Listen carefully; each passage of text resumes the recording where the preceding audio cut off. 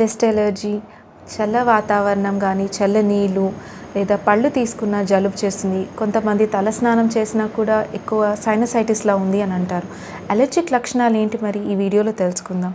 నేను doctor Jyothirmayi, consultant ENT specialist, Chavik Swasa clinic, Kurnool. సాధారణ జలుబు మరియు అలర్జిక్ రైనైటిస్ రెండు ఇంచుమించు ఒకేలా ఉంటాయి. సాధారణ జలుబు కొద్ది రోజులు మాత్రం ఉంటుంది, 7 రోజుల నుండి 10 రోజుల వరకు. వాటితో పాటుగా కండరాలు నొప్పి, ముక్కు నుండి నీరు కారడం, మొదట్లో ముక్కు నుండి నీరు కారుతుంది, తర్వాత చిక్కబడుతూ ఉంటుంది. అదే అలర్జిక్ రైనైటిస్ అయితే కొన్ని రోజుల నుండి నెలలు, కొంతమందికి అయితే సంవత్సరం వరకు ఉంటుంది. కంటిన్యూస్గా తుమ్ములు వస్తూ ఉంటాయి, ఆగకుండా తుమ్ములు రావడం, ముక్కు నుండి నీరు కారడము, కళ్ళు, ముక్కు, గొంతు దురద పెట్టడము, ఇంకా చికాగ్గా అనిపించడం, తుమ్ములు ఎక్కువ వచ్చిన తర్వాత ముక్కు శ్వాస తీసుకోవడానికి ఇబ్బంది అవ్వడం, తలనొప్పి రావడం, ఏకాగ్రతలో ఇబ్బందులు, ఇవన్నీ ఉంటాయి.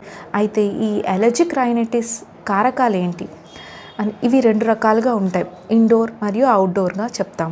ఇండోర్లో డస్ట్ మైట్స్ అని, కాక్రోచ్, పెట్ యానిమల్స్, ఇంకా ఫంగస్ వలన వస్తూ ఉంటుంది.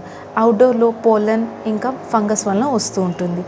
వీటితో పాటుగా పొగ, అది ఎటువంటి పొగ అయినా సరే, అగరబత్తి, సాంబ్రాణి, మస్కిటో కాయిల్స్ నుండి కానీ, సిగరెట్ స్మోక్ వలన వచ్చేది కానీ, దుమ్ము వేరే ఏమైనా వచ్చినా, పర్ఫ్యూమ్స్ వలన కానీ, పౌడర్ల వలన కానీ, వాహనాల కాలుష్యం వలన కానీ, వీటి వలన ఇంకా ఎక్కువ ఇబ్బంది పడుతూ ఉంటారు.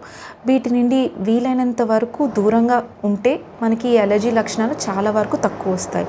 ఈ అలర్జెన్స్ అనేవి మనం స్కిన్ ప్రిక్ టెస్ట్ ద్వారా కానీ, స్పెసిఫిక్ ఐజీఈ లెవెల్స్ వల్ల కానీ మనం తెలుసుకుని వాటికి దూరం పెట్టుకుంటే చాలా వరకు జాగ్రత్తలు తీసుకోవచ్చు.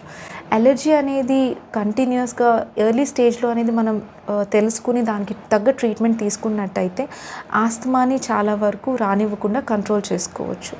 Thank you.